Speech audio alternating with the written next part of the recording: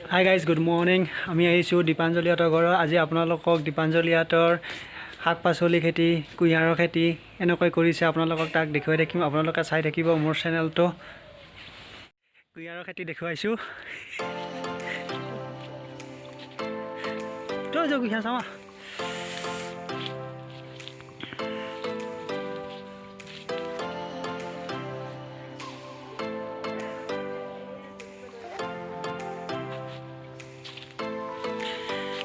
চাওক আপোনালোকে কুঁহিয়াৰ বগী ধুনীয়াকৈ শাৰী শাৰীকৈ ৰুইছে ধুনীয়া পৰিৱেশ এনেকৈ আপোনালোকে কুঁহিয়াৰ খেতি কৰিব পাৰে ধুনীয়াকৈ শাৰী শাৰীকৈ ৰুই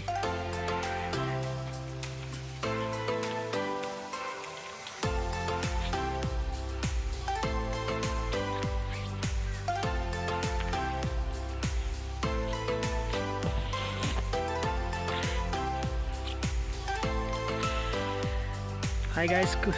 কেনে লাগিছে আপোনালোকে জনাব কমেন্টত কুঁহিয়াৰৰ খেতিখিনি চাই পেলাই প্ৰথম মাটি চহাব লাগে তাৰপিছত কুঁহিয়াৰৰ পুলিবোৰ ৰুব লাগে এনেকৈ ৰুই পেলাই শাৰী শাৰীকৈ ৰোৱাৰ পাছত মাটি চপাই দিব লাগে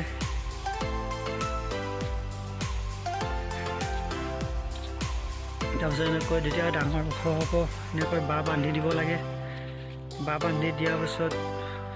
কুঁহিয়াৰবোৰ বুঢ়া পাতবোৰ বেয়া পাতবোৰ গুচাই দিব থাকিব লাগে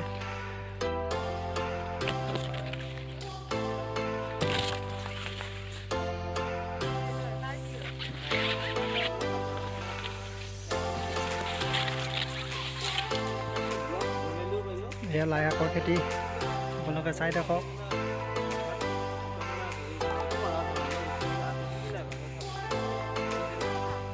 এয়া চাই থাকক কলতলি এনেকৈ ধুনীয়াকৈ শাৰী শাৰীকৈ মালভোগ কলৰ পুলি ৰৈছে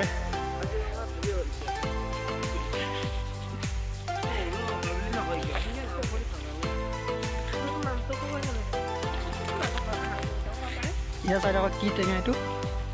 কাজি নেমু নেমু টেঙা কাজি নেমু